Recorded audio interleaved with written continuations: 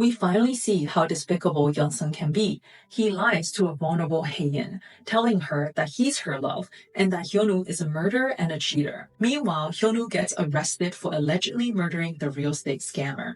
As Hae-in's diary falls to the ground during her hospital discharge, Yeon-sun picks it up, reads it, and decides to throw it into the fire pit. But guess what? The gods are on Hyun-woo's side because it starts snowing and the snow puts out the fire. Back at the hospital, Yeon-sun is pushing Hae-in in a wheelchair. He lies, claims that Hyun-woo orchestrated the car accident and that he tried to rescue her, using Hyun-woo's story as his own.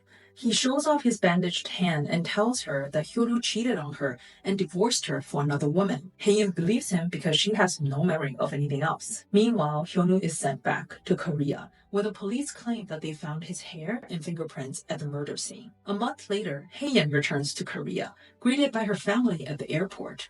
Feeling distant, she trusts only Yeon-sun, who warned her that her family is a group of hyenas fighting over inheritance.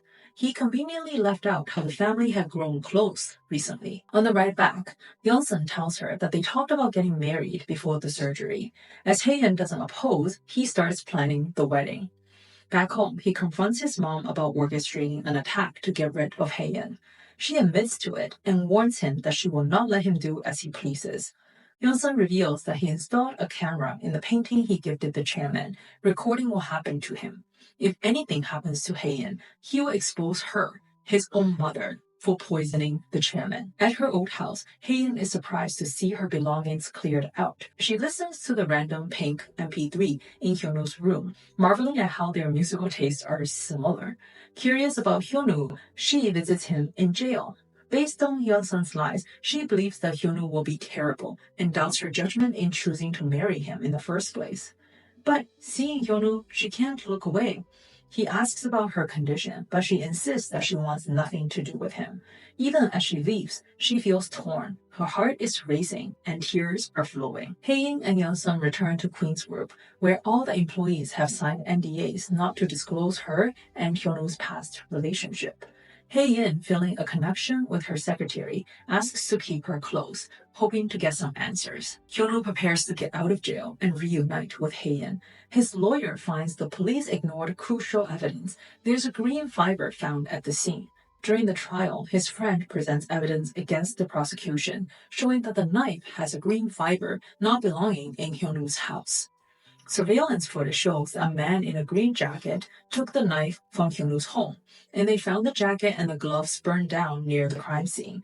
So the real killer is identified, arrested, and Hyun-woo is released. Hae-in watches Hyun-woo's release from afar, noting his good relationship with his family. As he drives away, she orders her secretary to follow him, using the excuse of keeping an eye on his actions, because you gotta keep your enemies close. She sees everyone celebrating his release and notes his dislikes and likes in her notebook. Her secretary, exasperated by her strange behavior, encouraged her to follow her heart. As she struggles to find her way, a janitor finds the diary that Yeon-sun tries to burn and is trying to return it to Korea. Hyun-woo wastes no time applying to reinstate his position at Queen's Group. Yeon-sun is worried, especially with an upcoming vote that could see him ousted for creating false books.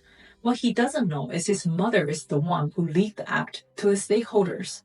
Out of desperation, Yeon-sun uses the secret fund to buy Queen's Group stocks, just as Hyun-woo anticipated, gathering evidence to put Yeon-sun away for fraud. Meanwhile, Hae-in's sister-in-law brings money to her abusive ex-boyfriend to ask him to leave her alone.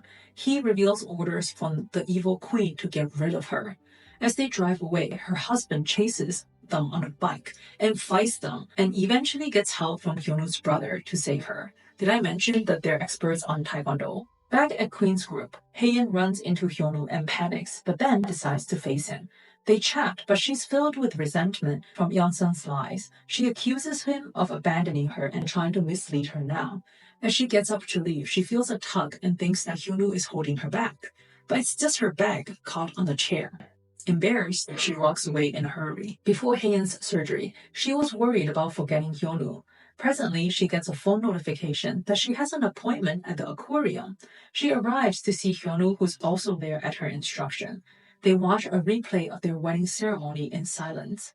Additionally, when Hae-in booked the accordion venue, she also arranged for flowers and a card for Hyun-woo. The card says that just because she can't remember doesn't mean they shouldn't go ahead with the wedding. She still wants to wear a beautiful dress for their second wedding. Hae-in is super confused. Why would she want to remarry Hyun-woo, who supposedly cheated on her while she was sick? Hyun-woo patiently explains that he didn't cheat on her and warns her not to rely on Yeon-sun. He's been isolating her from her family and the truth this whole time. Hearing this, Hae-in goes back to confront Yeon-sun. He goes to get a drink and Hae-in sees a message pop up on his iPad.